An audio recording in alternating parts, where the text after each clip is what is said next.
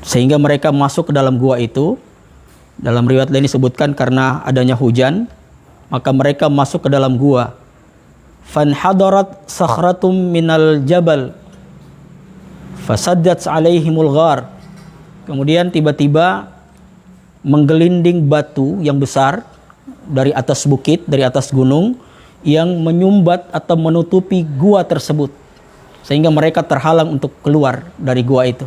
Ini cerita tentang 3 orang pemuda yang ada dalam gua. Jadi kalau bicara tentang gua dalam Islam itu ada disebut dengan Ashabul Kahfi dan ada namanya Ashabul Ghar. Makna Al-Kahfi dengan Al-Ghar ini sebenarnya sama-sama gua, hanya dari sisi ukurannya saja.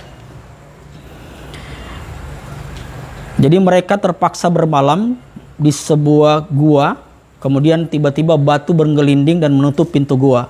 Faqalu, kemudian mereka berkata, atau salah seorang dari mereka berkata, innahu la yanjikum min, tidak akan bisa selamat dari batu besar yang menyumbat gua ini, illa antada'allaha ta'ala bisalihi amalikum, kecuali kalian minta doa atau meminta kepada Allah dengan amal-amal soleh yang telah kalian perbuat. Jadi minta kepada Allah dengan amal soleh yang telah kalian lakukan. Qala rajulun minhum, salah seorang dari 3 orang laki-laki tadi berkata, Allahumma kana li abawani syaikhani kabiran. Kata laki-laki yang pertama, ya Allah, saya punya orang tua yang sudah usianya lanjut. Syaikhanin kabiran itu ada wa kuntu la aghbuku qablahuma ahlan wala malan, dan saya tidak memberi minum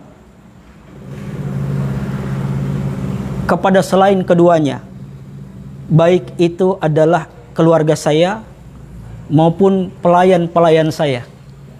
Jadi ini keluhan si laki-laki pertama ini kepada Allah. Ya Allah, saya punya orang tua yang sudah tua usianya, kemudian saya punya kebiasaan tidak pernah memberi minum kepada selain orang tua saya sebelum orang tua saya minum. Fana'abi talabu syajari yauman falam urih alaihima hatta nama. Kemudian Rasulullah melanjutkan hadis ini. Kemudian suatu hari saya mencari kayu ke tempat yang jauh.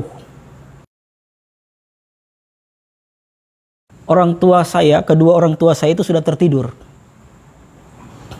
Jadi sampai pada malam hari dia pergi mencari, padahal kebiasaannya memberi minum.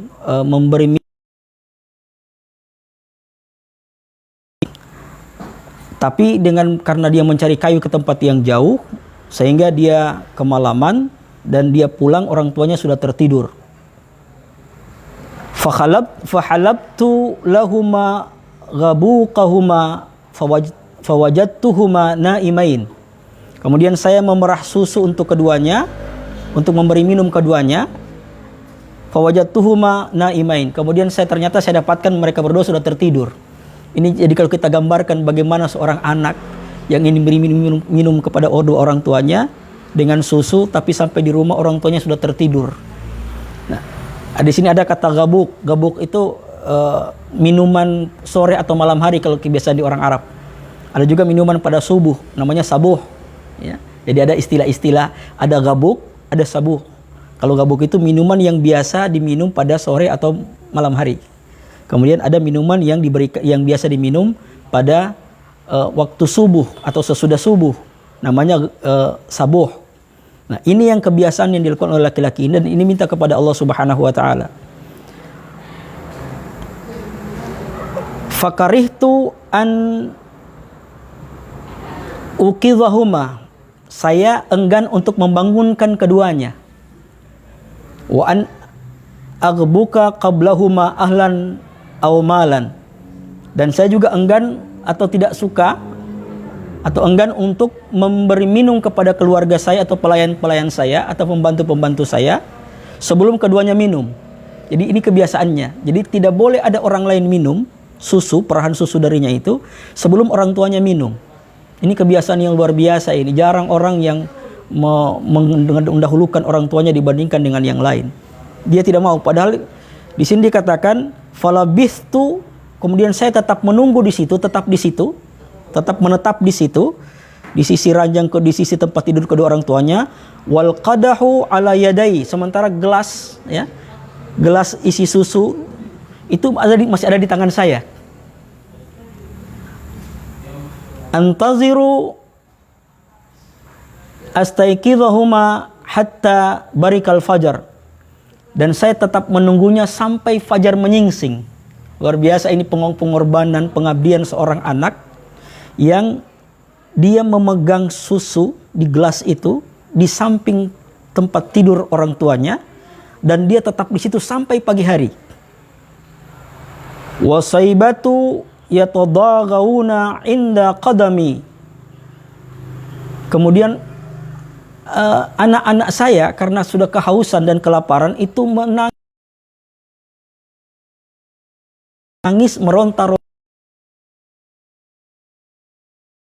tapi dia tidak berikan karena komitmennya adalah dia tidak akan memberikan minuman itu kepada siapapun, entah itu keluarganya, anaknya, atau orang-orang yang ada di rumahnya sebelum orang tuanya. Dan ini yang dia lakukan setiap saat, meskipun anak-anaknya menangis menjerit di kakinya.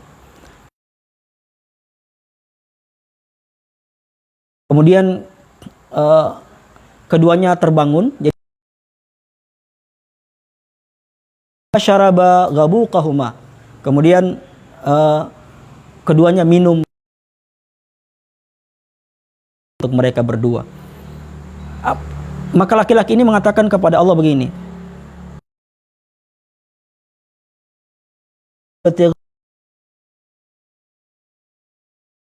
itu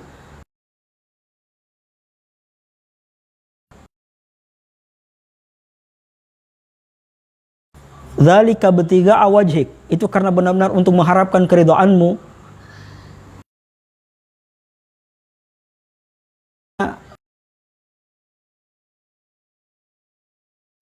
Oleh karena itu ya Allah, maka berikanlah kami jalan keluar. Ini farajat syai'an la yastati'unal khuruj. Batu hanya bergerak sedikit dan mereka belum bisa keluar dari tempat itu. Ini luar biasa ini. Jadi padahal sebelum laki-laki pertama meminta berdoa kepada Allah, mereka sudah berusaha untuk mendorong batu itu bertiga dalam goa. Tidak sedikit pun, tidak sejengkal pun batu itu bergeser dari tempatnya. Ini kita bisa bayangkan bagaimana kekuasaan Allah Subhanahu wa taala itu dengan sebuah doa yang dalam doa itu mengungkapkan kebaikan. Dan kebaikan itu adalah kebaikan yang pertama, kebaktian kepada kedua orang tua, diminta kepada Allah yang Allah ridhai perbuatan itu, bantu kami untuk bisa keluar dari himpitan, dari sumbatan batu yang menutup pintu goa. Maka bergeser sedikit itu pantu. Siapa yang menggeser? Itu Allah Subhanahu wa taala. Jadi ketika mereka dorong, bergeser sedikit. Jadi bukan berarti bergeser dengan sendirinya, akan tapi setelah laki-laki ini mengungkapkan doanya, mereka mendorong batu ini. Dan itu hanya bergeser sedikit, tapi mereka belum bisa keluar. Qalal akhar, kemudian lelaki yang berikutnya berkata lagi, lelaki yang kedua, Allahumma kanat li banatu ammi, ya Allah, saya punya sepupu, anak dari paman saya, anak perempuan dari paman saya, banatu ammi, habbun nasi ilayya, yang anak perempuan sepupu saya ini adalah seorang perempuan yang sangat dicintai oleh siapa saja karena kecantikannya, maka maka orang-orang sangat cinta kepadanya. Wa fi riwayah kuntu uhibbuha ka ashaddu ma yuhibbur rajulun nisa. Di riwayat lain mengatakan, saya mencintainya dan saya sangat mencintainya. Ahabbuha ka'asyaddu. Saya mencintainya dengan sangat. Ka'asyaddu ma yuhibbur rajulun nisa. Sebagaimana orang-orang juga mencintai seorang perempuan. Fa'aradtuha ala nafsiha. Kemudian saya menginginkan dirinya. Jadi karena sangat mencintai, karena perempuan ini begitu anak pamannya ini begitu menarik, maka dia sangat menginginkan untuk berhubungan dengan anak pamannya itu. Di sini dijelaskan dengan ungkapan fa'aradtuha ala nafsiha. Jadi bahasanya begitu halus. Ya, saya menginginkan dirinya. Ya, saya menginginkan dirinya. Famtana'at minni hatta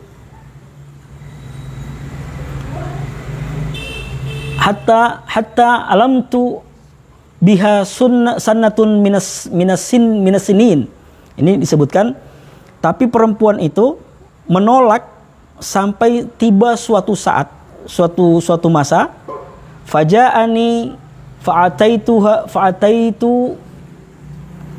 ishrina mi'atan dinar. Fa'ataituha ishrina mi'ata dinarin.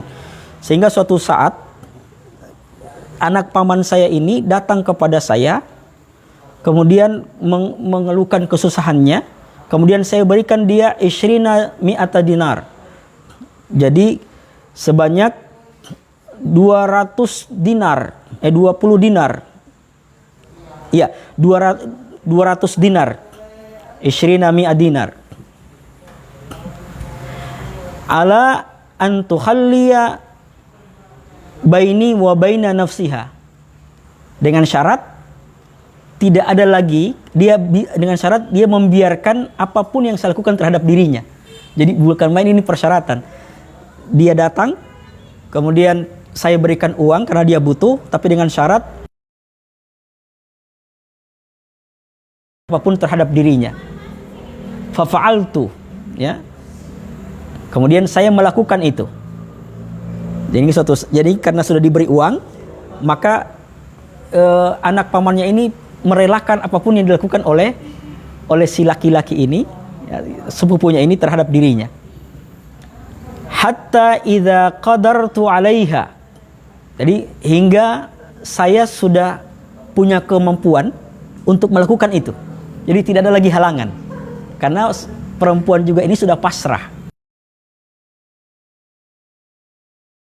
Bantuan, diberi uang 200 dinar, ya, diberikan uang, kemudian dia sudah pasrah, dan kemudian si laki-laki ini dalam keadaan dia sudah benar-benar sanggup untuk melakukan perbuatan itu. Bahkan di riwayat lain-lain disebutkan di sini, wa fi riwayah falamma qa'adtu baina rijlaiha, ketika saya sudah duduk di antara dua kakinya.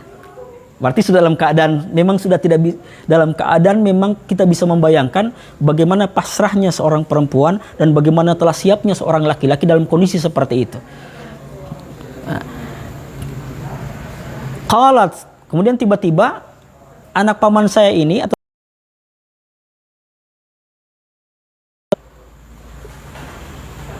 tafud fala tafussul khatam. Ini disebutkan fala tafuddal khatam. Allah, dan janganlah engkau menghancurkan atau memecahkan cincin. Ini bahasa kiasan ini. Jangan engkau memecahkan cincin illa bihaqqih, kecuali dengan sesuai dengan yang, kecuali dengan jalan yang benar, artinya lewat jalan perkawinan, ya.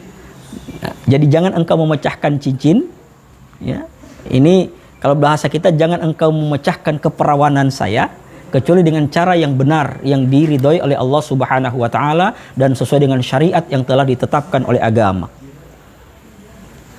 Fansaraftu anha, kemudian setelah dia mengucapkan kata takutlah kamu kepada Allah, bertakwalah kamu kepada Allah dan jangan engkau pecahkan cincin ini, maka fansaraftu anha, saya meninggalkannya. Ilayya wa taraktu dhahab.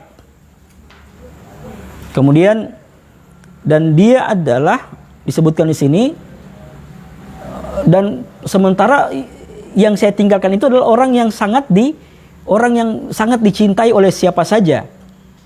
Tapi saya tinggalkan itu. Saya meninggalkannya. Alladzi wa taraktu dhahab, dan saya meninggalkan uang emas itu, uang dinar itu kepadanya.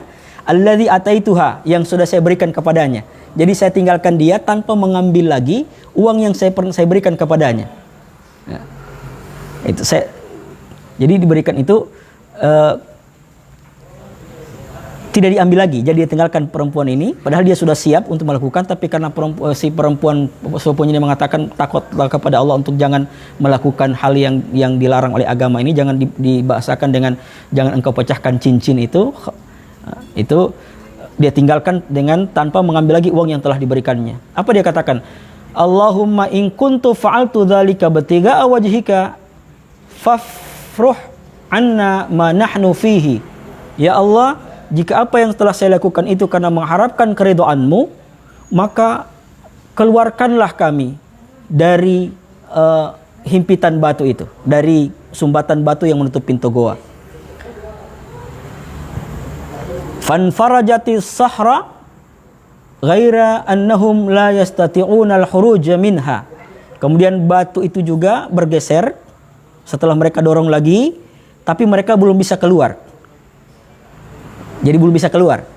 Di riwayat lain disebutkan cahaya itu sudah bisa masuk, ya.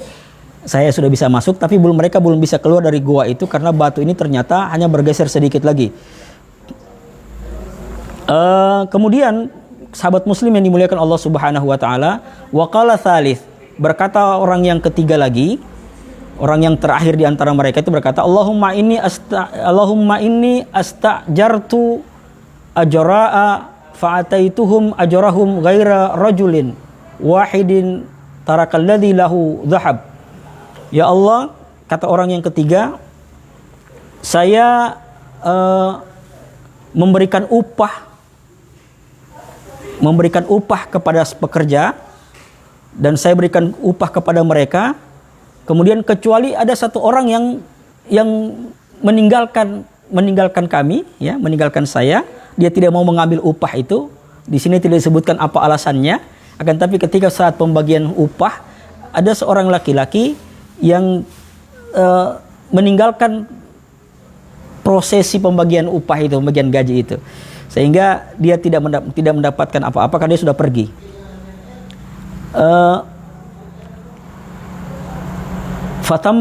Fatamartu ajrahu hatta kathurat. Kemudian uang yang miliknya tadi itu saya kembangkan sehingga menjadi banyak. Kathurat minhul amwal, jadi menjadi harta yang begitu banyak. Faja'ani ba'dahin, kemudian suatu saat dia datang kepada saya. Faqala, dan dia mengatakan begini, ya Abdullah, wahai hamba Allah, wahai fulan, wahai tuan, adda ilayya ajri, berikan kepada saya punya gaji, ya, berikan saya punya upah. Faqultu, kemudian saya berkata, kullu ma tara min ajrik, apa yang kamu lihat saat ini itu adalah semua adalah gajimu. Minal ibil wal bakar wal ghanam wal raqiq.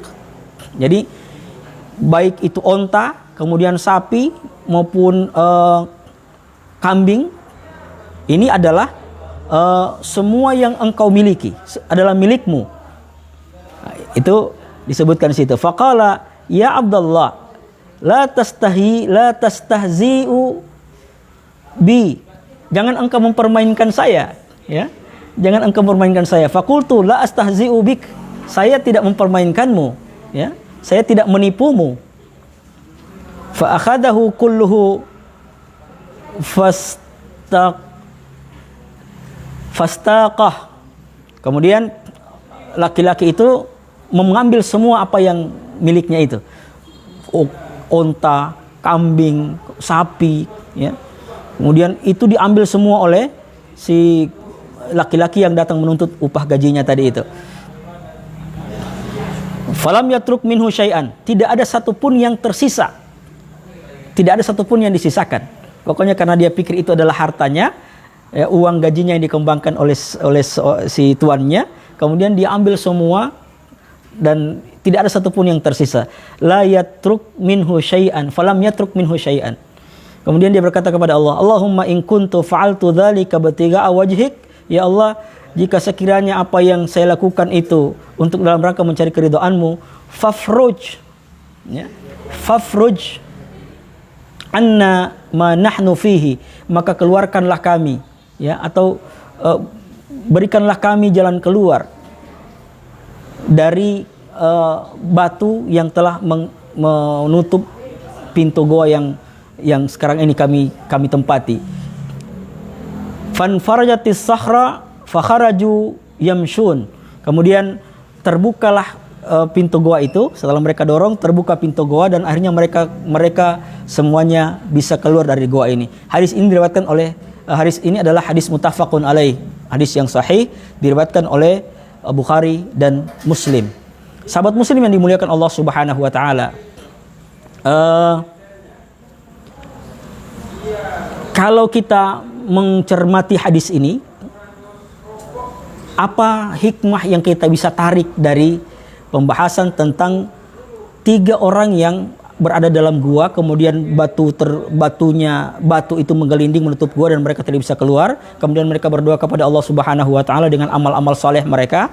Apa yang kita bisa dapatkan dari hadis ini? Di sini disebutkan afadatul hadis, mutiara-mutiara hadis atau hikmah-hikmah hadis yang bisa dipetik, hikmah-hikmah yang bisa dipetik dari hadis diriwayatkan oleh Bukhari dan Muslim ini. Pertama adalah istihbabu du'ai waqtal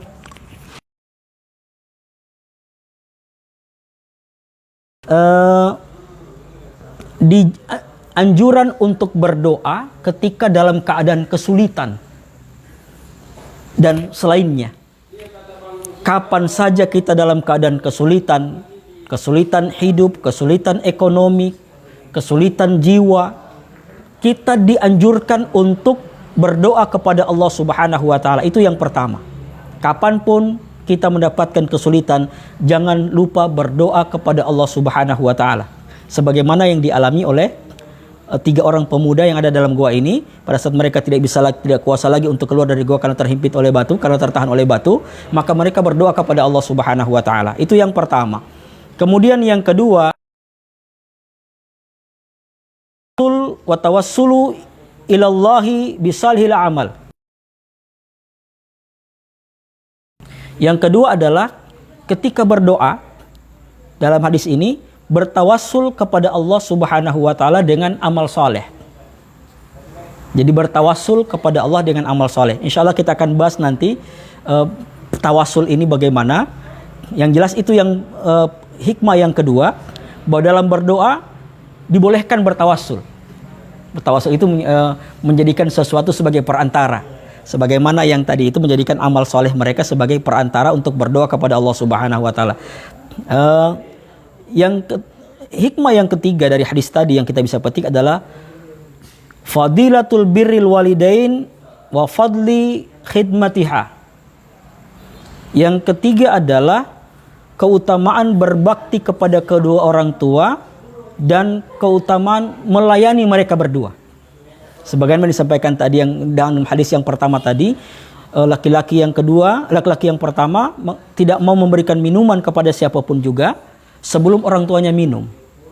Nah, ini adalah akhlak yang sangat terpuji yang saya lihat yang kita mungkin kita bisa rasakan, bisa kita amati dalam kehidupan kita. Boleh jadi kepada anak-anak kita yang mereka tidak lagi mendahulukan orang tuanya dalam urusan makan dan minum. Apalagi misalnya makan di meja makan bersama-sama atau makan di tempat umum, semestinya kita mendahulukan orang tua. Tapi yang terjadi sekarang anak-anak langsung mengambil makanan, kemudian mengabaikan orang tua yang ada di belakang.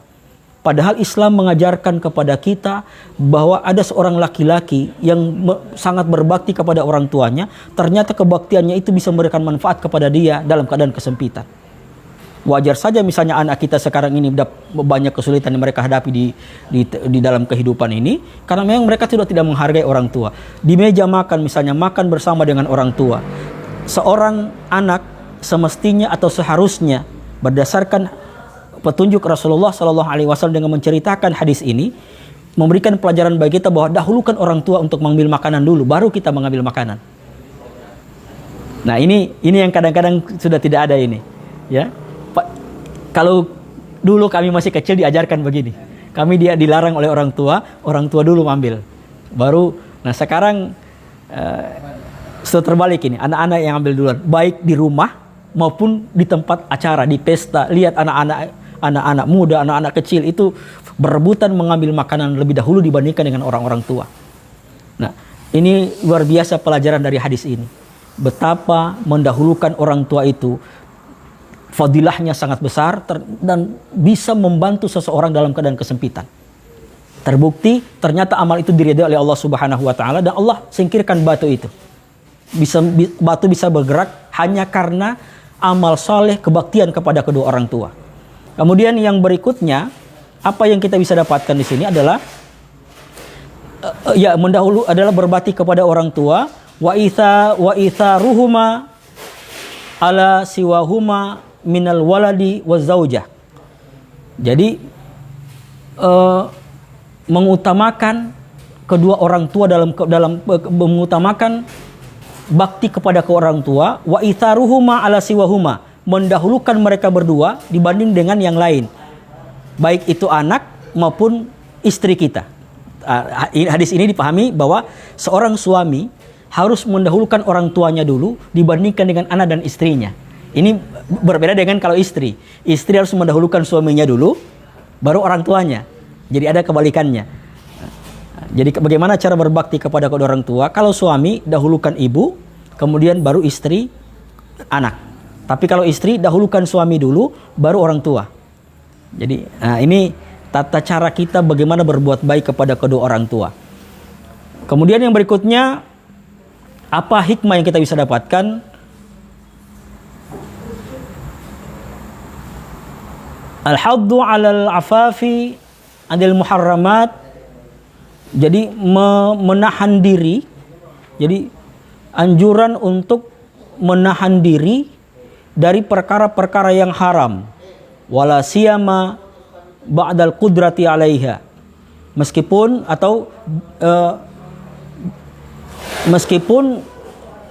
ada kemampuan untuk melakukan itu, ya.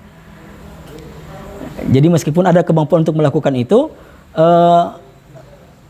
dia tinggalkan itu. Ada kemampuan dia menahan diri dari perkara-perkara yang diharamkan oleh Allah Subhanahu wa taala.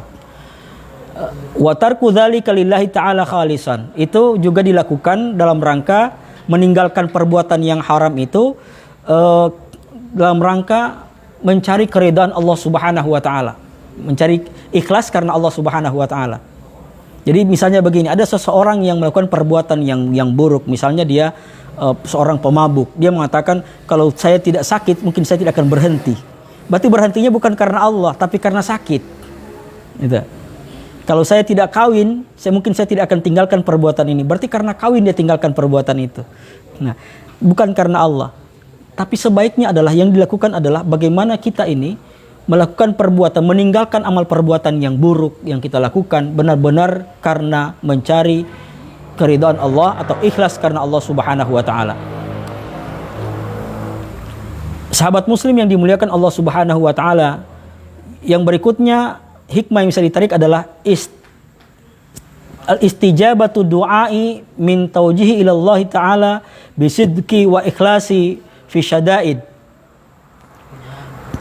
Dikabulkan doa oleh Allah Subhanahu wa taala itu tergantung juga karena ketulusan dan keikhlasan kita dalam berdoa ketika dalam keadaan kesulitan.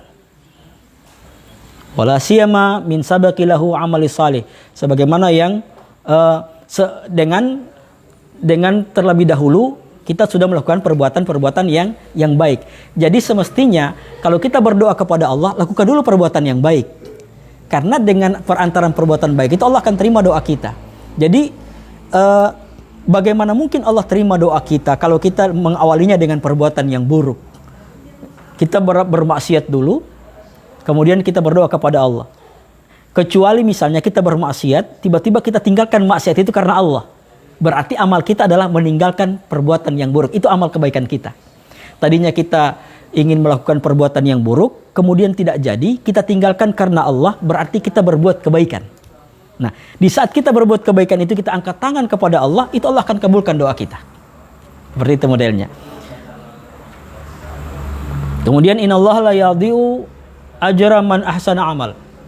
Man ahsana amala. Allah tidak akan mensia-siakan perbuatan baik seseorang.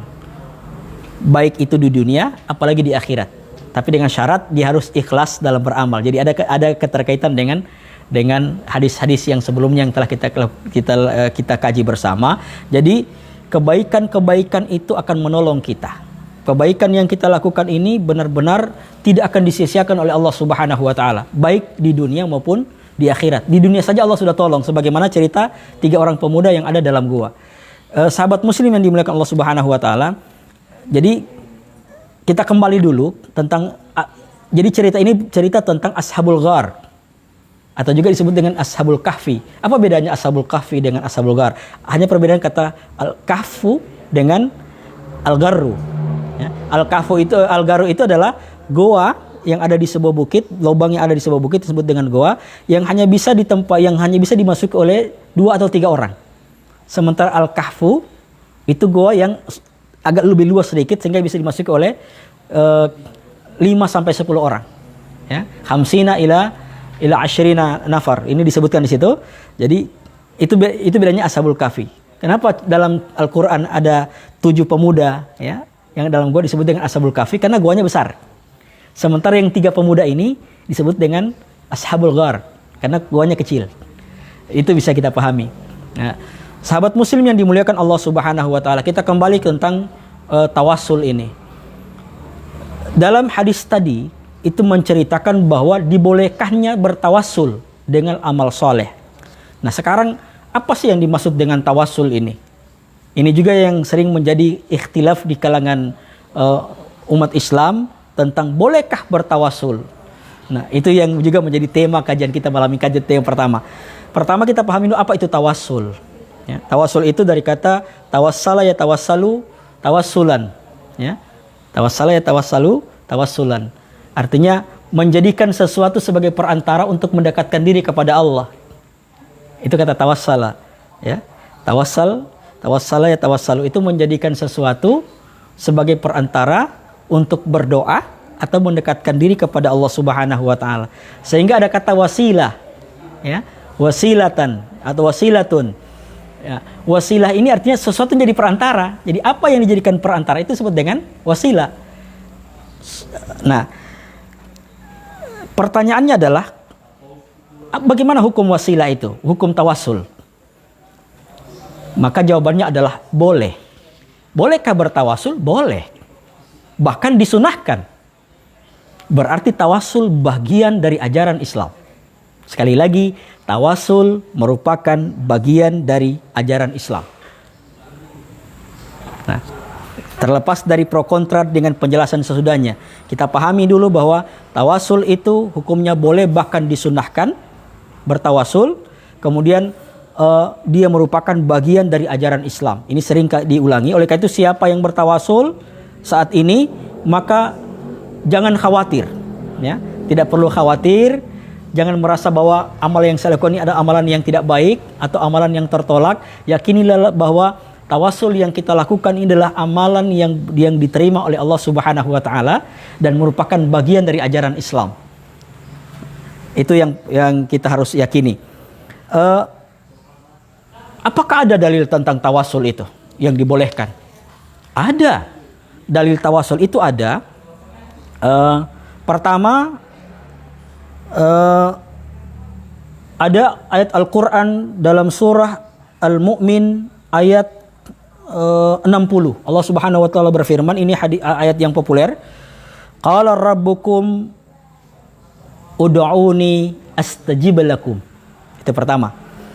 Allah Subhanahu wa taala berfirman, berdoalah kepadaku, niscaya aku akan kabulkan. Niscaya akan aku kabulkan. Kemudian Allah Subhanahu wa taala mengatakan lagi begini dalam surah Al-Baqarah ayat 186. Allah Subhanahu wa taala berfirman, bismillahirrahmanirrahim, wa idza sa'alaka 'ibadi 'anni fa inni qarib. Ketika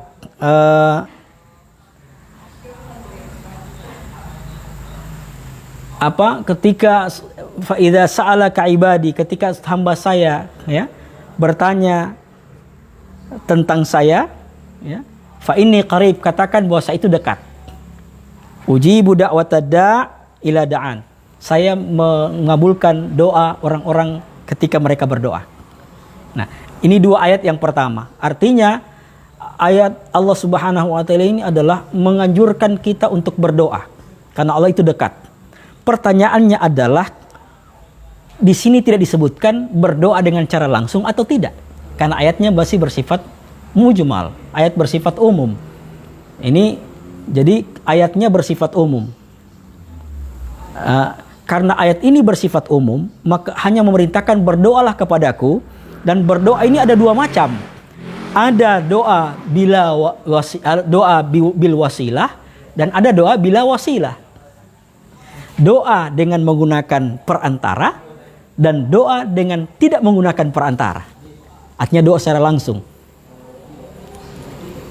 Pertanyaannya, boleh berdoa secara langsung? Boleh, karena Allah mengatakan berdoalah kepadaku, saya akan kabulkan. Berarti kita berdoa kepada Allah, ya Allah, saya minta ini, ya Allah, saya minta engkau berikan saya kesehatan, ya Allah. Itu berdoa secara langsung. Langsung mengucapkan, Allahumma inni as'aluka, ya Allah, saya minta kepadamu. Allahumma inni as'aluka siha wal afiyah, ya Allah, aku minta kepadamu kesehatan dan keafiatan. Ini yang disebut dengan doa secara langsung. Tapi ada juga namanya doa dengan menggunakan perantara. Doa menggunakan perantara ini memang dalam Al-Quran ada. Dalam Al-Quran disebutkan surah Al-Ma'idah ayat 35. Jadi surah Al-Ma'idah ini termasuk surah yang populer sejak dari dulu sampai sekarang. Ya ayyuhalladzina amanu taqullaha wabtaghu ilaihil wasilah. Kata Allah dalam Al-Quran, wahai orang-orang yang beriman, bertakwalah kalian kepada Allah, wabtaghu ilaihil wasilah, dan carilah wasilah atau perantara yang mendekatkan diri kepadaku. Jadi ini perintah Allah. Jadi wasilah itu perintah Allah. Tawassul itu perintah Allah. Sehingga itulah yang saya katakan tadi pertama, bahwa apa hukum tawassul? Hukumnya boleh, bahkan sunnah. Ya. Jadi ayat ini meskipun perintah tapi bukan wajib. Ya. Karena ada juga al-amru al-aslu fil amri linadbi. Ada kaidah usul mengatakan begitu. Ada namanya al-aslu fil amri lil wujubi. Asal dari perintah itulah wajib. Tapi ada turunannya lagi, al-aslu fil amri linadbi. Jadi asal dari perintah itu adalah sunnah. Meskipun itu perintah Allah tapi bukan wajib. Sehingga dia kategorinya sunnah. Maka ayat ini, ya ayyuhalladzina amanu taqullaha wabtaghu ilaihil wasilah, itu adalah ayat yang memberikan kesunahan untuk menjadikan sesuatu sebagai perantara dalam mendekatkan diri kepada Allah Subhanahu wa taala. Seperti itu, sehingga ayat ini membolehkan wasilah. Sahabat muslim yang dimuliakan Allah Subhanahu wa taala, sekarang berdoa dengan menggunakan perantara. Ini kita kaji. Berdoa dengan menggunakan perantara. Ini terbagi dua lagi. Pertama, yang menjadi kesepakatan para ulama, dan yang kedua menjadi ikhtilaf para ulama. Doa yang menjadi ikhtilaf para ulama itu, atau menjadi perdebatan para ulama dengan menggunakan wasilah, jadi berdoa dengan menggunakan perantara, yang menjadi perdebatan para ulama, insya Allah kita akan kaji pada pertemuan yang akan datang. Kita akan mengkaji dulu tentang doa yang disepakati oleh ulama dengan menggunakan perantara. Pertama adalah doa kepada Allah dengan menggunakan perantaraan amal saleh. Sebagaimana hadis yang telah saya sampaikan tadi, yang kita baca tadi, tentang Ashabul Ghar, 3 orang pemuda yang dalam gua kemudian terhimpit, tidak bisa keluar karena tersumbat pintu gua dengan batu. Kemudian mereka meminta kepada Allah dengan amal soleh masing-masing. Laki-laki pertama berdoa dengan kebaktiannya kepada kedua orang tua, amal solehnya. Yang kedua, dia meninggalkan anak pamannya, sepupunya untuk tidak berbuat maksiat karena mencari ridha Allah. Dan yang ketiga adalah seorang pengusaha yang memberikan gaji kepada pegawainya yang datang di kemudian hari, dan gaji itu kemudian dia kembangkan menjadi harta yang begitu banyak dan serahkan semua kepada pegawainya itu dengan ikhlas. Itu artinya bahwa doa dengan perantaraan amal soleh, semua ulama sepakat, baik ulama Ahlus Sunnah wal Jamaah maupun ulama Salafi, ulama Wahabi, ulama apa saja, mau Syiah dan lain sebagainya, semua sepakat dengan perantaraan berdoa dengan amal soleh ini. Nanti kita akan bahas pada pertemuan ke depan, ada perbedaan-perbedaan pendapat tentang wasilah, berdoa dengan wasilah yang diperselisihkan oleh para ulama. Kemudian yang berikutnya adalah ada ayat Al-Quran yang mengatakan begini, yang sebagai dasar bahwa wasilah dengan perantaraan amal soleh itu dibolehkan, bahkan dianjurkan. Bismillahirrahmanirrahim. Wasta'inu bisabri wassalah. Minta tolonglah kalian dengan sabar dan sholat. Jadi ketika kita dalam keadaan kesempitan, dalam keadaan kesulitan, maka jadikan sholat itu sebagai perantara untuk minta tolong kepada Allah. Padahal kan Allah katakan, ud'uni astajib lakum. Ya Allah, berdoalah kalian kepadaku, akan kabulkan. Tapi kenapa harus diperintahkan lagi minta tolong dengan sholat, minta tolong dengan sabar? Ini berarti bahwa kita dianjurkan untuk berwasilah dengan sholat, berwasilah dengan sabar. Wa innaha lakabiratun ila alal khasyiin.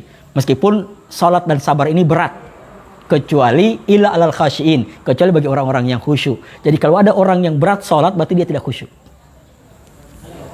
Di sini katakan di sini, wasta'inu bisabri wassalah wa innaha, ya, sholat dan sabar ini lakabiratun illa alal khasyiin, ya, atau sholat itu berat kecuali bagi orang-orang yang khusyuk. Jadi orang yang khusyuk itu sholat ringan, mau sholat asar, mau sholat subuh, semua ringan bagi orang yang khusyuk. Berarti kalau kita masih merasa berat dengan 1 waktu atau 2 waktu, ada salah satu di antara waktu itu yang berat, atau bahkan 5 waktu berat, berarti kita bukan termasuk orang-orang yang khusyuk. Ini pelajaran kita malam ini, luar biasa ini. Maka periksalah sholat kita. Cara sholat kita kalau khusyuk berarti kita adalah orang-orang yang tidak merasa berat untuk melaksanakan sholat. Dan orang khusyuk itu adalah orang-orang yang mendapatkan keberuntungan. Ya. Qad aflahal mu'minun alladzina hum fi sholatihim khashi'un. Berbahagialah orang-orang yang mukmin. Ya, mendapat keberuntungan orang-orang yang bermukmin itu ketika mereka sholat dalam keadaan khusyuk. Nah, bagaimana khusyuk itu? Ketika sholat tidak dilaksanakan dengan perasaan yang berat. Orang malas itu termasuk orang yang berat melaksanakan sholat, apalagi yang tidak sholat. Itu memang sudah sama dengan mengangkat beban yang 1000 kilo itu, sama sekali. Memang berat luar biasa. Yang berikutnya ada lagi ayat yang mengatakan, ya ayyuhalladzina amanu sta'inu bisabri wassalah. Kemudian innallaha ma'as sabirin. Minta tolonglah kepada Allah dengan sabar dan sholat. Sesungguhnya Allah beserta orang-orang yang sabar. Ini ada ayat-ayat yang memerintahkan kepada kita untuk berwasilah atau untuk mencari perantara dalam berdoa kepada Allah Subhanahu wa taala dari segala macam kesempitan dan kesulitan yang kita alami. Sahabat muslim yang dimuliakan Allah Subhanahu wa taala, wasilah yang kedua yang disepakati atau tawasul yang kedua yang disepakati itu adalah tawasul dalam berdoa dengan menggunakan Asmaul Husna. Dan ada ayat Allah dalam Al-Quran dikatakan surah Al-A'raf ayat 180 disebutkan walillahil asmaul husna. Sesungguhnya Allah itu punya nama-nama yang baik. Jadi ada 99 nama-nama Allah yang baik, mulai dari Ya Allahu, Ya Rahman, Ya Rahim, Ya Malik, Ya Kudus, Ya Salam, ila akhirihi. Ini 99 nama yang baik itu kata Allah, walillahi asmaul husna. Sesungguhnya Allah itu punya nama-nama yang baik. Fada'uhu biha. Berdoalah kepada Allah dengan menggunakan nama-nama yang baik ini. Ya Allah, Ya Rahman, Ya Rahim, Ya Malik, ya Allah, Ya Rahman, irhamna. Kan ada begitu ya? Ya Rahman, wahai yang Maha Pengasih, irhamna. Itu nama Allah, ya. Jadi ada Allah, ya, Allah sebagai zat, kemudian ada asma Allah, ada sifatullah. Asma Allah dan ada sifatullah. Meskipun semua ini satu, ya. Tidak bisa dipisahkan antara asma Allah dengan zat Allah. Tidak bisa dipisahkan sifat Allah dengan Allah. Ini sudah bicara masalah tauhid lagi ini. Yang jelas kita diperintahkan berdoa dengan menggunakan asma Allah. Ya, ya Jabbar, ya Malik, ya Kudus, ya Latif, ultuf bina. Ini dalam Ratibul Haddad biasa disebutkan ini. Ya Latif, ya Latif, ya Alim, ya Khabir. Nah, itu kan ultuf bina wal muslimin. Nah, ini kan jadi itu adalah tawasul semua perantara dengan menggunakan Asmaul Husna. Kemudian yang ketiga yang disepakati oleh para ulama itu adalah tawasul dengan menggunakan bacaan Al-Quran, biqiraatil Quran. Misalnya kita bertawasul untuk menyembuhkan sesuatu dengan bacaan Al-Fatihah. Jadi Rasulullah mengatakan Al-Fatihah huwa Al-Fatihah syifa'u min saqamin. Ummul Kitab atau Al-Fatihah syifa'u min saqamin. Al-Fatihah itu adalah obat dari segala macam penyakit. Karena memang di zaman Rasulullah ada sahabat yang menyembuhkan seorang kepala suku, seorang pemimpin satu kabilah, kemudian karena disengat oleh binatang berbisa, maka dia didatang sahabat, kemudian membacakan surah Al-Fatihah, kemudian diminum air itu, kemudian kepala suku itu menjadi menjadi sembuh, kemudian diberikan hadiah dan hadiah itu mereka bawa. Nah, ini jadi dan itu juga dipertanyakan kepada Rasulullah, bagaimana kami membacakan Al-Fatihah kemudian diberi hadiah itu. Nah, itu juga jadi dasar untuk boleh mengajarkan Al-Quran dengan beri bayaran. Ini juga jadi dasar. Jadi banyak sebenarnya hukum-hukum yang kita bisa tarik dari membaca Al-Fatihah itu. Nah, yang pasti bahwa meminta kepada Allah untuk menghilangkan sesuatu kesulitan, baik itu penyakit, kesulitan hidup, kesempitan hidup, dengan perantaraan surah Al-Fatihah itu dibolehkan. Dalam hadis-hadis Rasulullah juga dikatakan begitu. Syifa'un min saqamin, syifa'un min kulli da'in, syifa'un min kulli saqamin, syifa'un min kulli da'in. Ada juga syifa'un min kulli summi. Jadi obat dari racun. Jadi Al-Fatihah itu obat dari segala racun. Ya, memang kalau kita juga tidak yakini, sulit juga. Termasuk juga mungkin doa kita belum diterima oleh Allah karena pengaruh kualitas diri kita yang belum bisa diterima doa kita.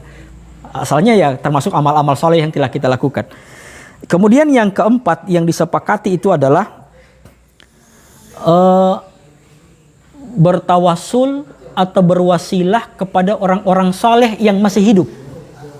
Ya, orang-orang soleh atau nabi yang berwasilah kepada Allah. Seseorang berwasilah minta doa kepada Allah dengan perantaraan orang-orang soleh, dan itu diperhatikan oleh sahabat. Ya. Ada yang pertama adalah kisah di zaman Umar bin Khattab yang dia berdoa kepada Allah pada saat itu di musim kemarau yang berkepanjangan. Kemudian Umar bin Khattab berdoa. Doanya itu dia mengatakan begini, ya Allah, dulu ketika nabimu masih hidup, kami meminta doa kepadamu dengan perantaraan nabimu.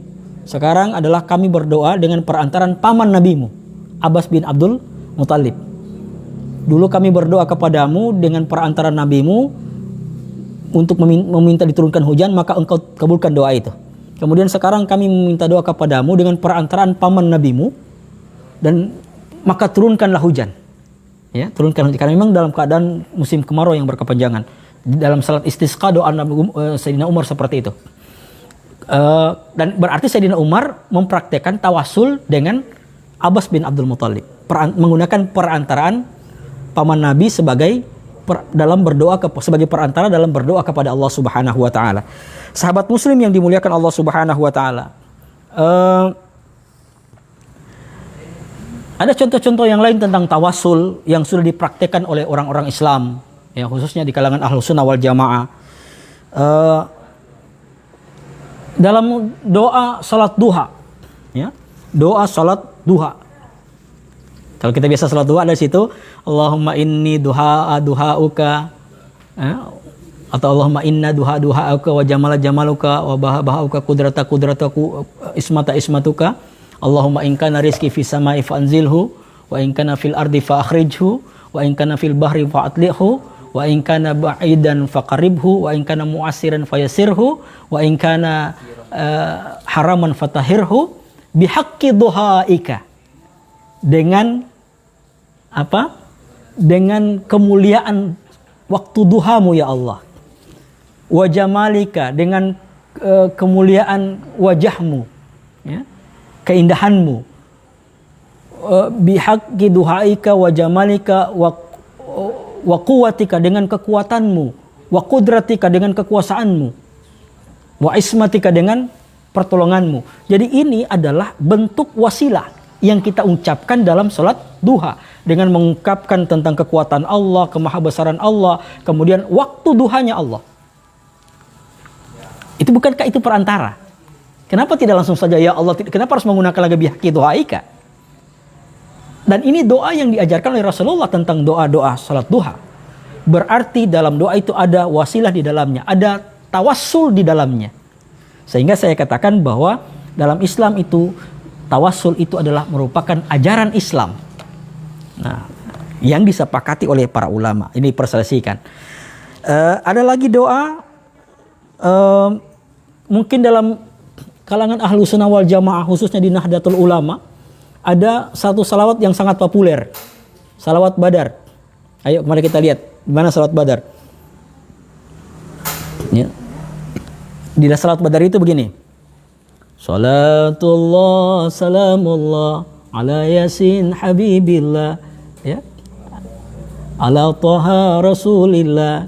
Salatullah salamullah ala yasin habibillah. Nah, ada kata tawassalna, kami bertawassul bi bismillah, dengan kalimat bismillah.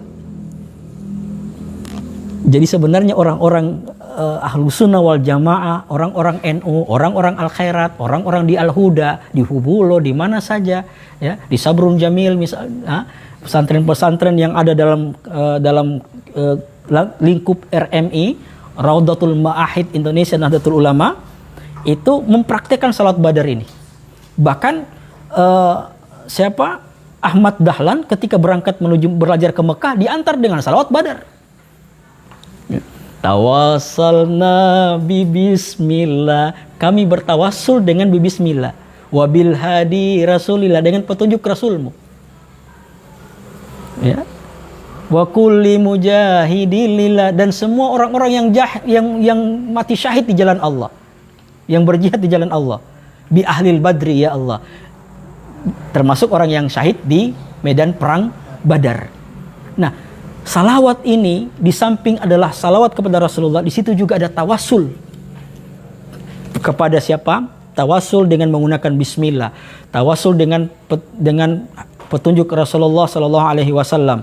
Kemudian tawassul dengan para mujahidin, syuhada di perang Badar. Sehingga disebut dengan salawat Badar. Karena kita bertawassul kepada Allah, minta tolong kepada Allah dengan salawat itu, dengan menggunakan perantara pejuang-pejuang Badar sebanyak 313 orang, ya. Jadi kalau ada istilah 212, maka di Ahlus Sunnah wal Jamaah itu ada namanya 313. Itu adalah jumlah orang-orang yang sahabat-sahabat Rasul yang mati, yang meninggal di medan jihad perang Badar. Jadi kalau kita jangan heran, jadi kalau misalnya ada sekarang kelompok misalnya, ya, Habib Salim Al-Jufri itu ada kelompok di situ, kelompok 313. Itu mengambil inspirasi dari jumlah yang meninggal di perang Badar. Bi ahlil badri ya Allah. Ini adalah tawassul namanya. Sahabat muslim yang dimuliakan Allah Subhanahu wa taala, ini adalah model tawasul, termasuk yang terakhir yang ingin saya sampaikan, betapa tawasul itu adalah sesuatu yang disyariatkan, yang masyru' ya. Jadi tawasul itu adalah masyru', disyariatkan oleh agama, oleh Islam. Sebagaimana doa yang orang yang buta yang datang kepada Nabi, ada seorang buta yang datang kepada Nabi, ya. Karena dia mungkin sudah tidak tahan lagi dengan kebutaannya. Kemudian orang yang memandu dia sudah merasa tidak sanggup lagi merawat dia, memandu dia kemana saja pergi. Maka dia datang kepada Rasulullah untuk minta disembuhkan kebutaannya. Maka Nabi ajarkan doa. Bagaimana doa yang diajarkan oleh Nabi? Doanya begini. Allahumma inni as'aluka. Ya Allah, saya mohon kepadamu. Wa atawajjaha ilaika. Dan saya berwasilah. Meminta keridhaanmu. Binabiyika Muhammadin Nabi Rahmah.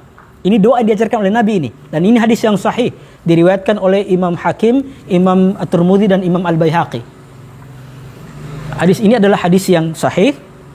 Jadi Allahumma inni as'aluka, ya Allah aku mohon kamu, ya Allah saya meminta kepadamu, aku bermohon kepadamu, wa atawajjahu ilaika binabiyika Muhammad Nabi Rahmah. Dengan berwasilah kepada nabimu sebagai nabi pembawa rahmat.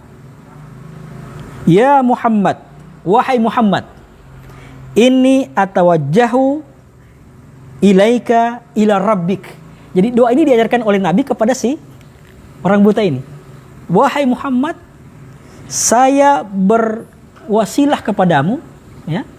Saya berwasilah kepadamu untuk berdoa kepada Allah Subhanahu wa taala. Ini atawajjahu ilaika ila rabbik. Ini kalimatnya luar biasa ini.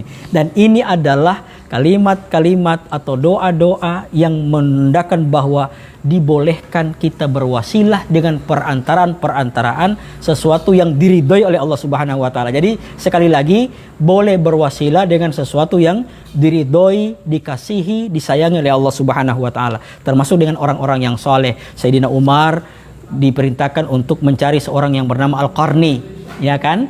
Al-Qarni itu adalah orang yang soleh, yang berbakti kepada orang tuanya. Sayyidina Umar minta berdoa. Kalau bertemu dengan Al-Qarni, minta. Berarti apa sih kekurangan Umar bin Khattab? Harus mencari Al-Qarni untuk minta doa kepada dia, kepada Allah Subhanahu wa taala. Tawasul yang dibolehkan dalam agama.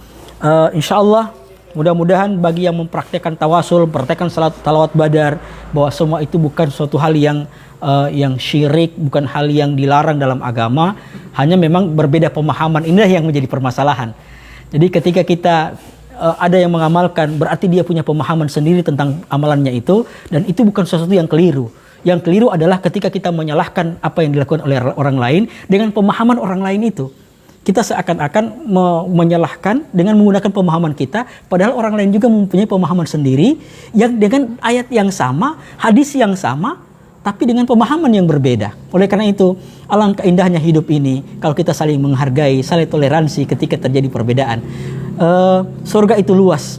Insya Allah kita semua ini akan masuk surga semuanya. Ya, akan masuk surga semuanya. Allah insya Allah akan meridai apapun yang kita lakukan sepanjang kita saling kasih, mengasihi, sayang, menyayangi, dan saling menghargai antara satu dengan yang lainnya. Mudah-mudahan apa yang kita sampaikan malam hari ini bermanfaat dan diridai oleh Allah Subhanahu wa taala.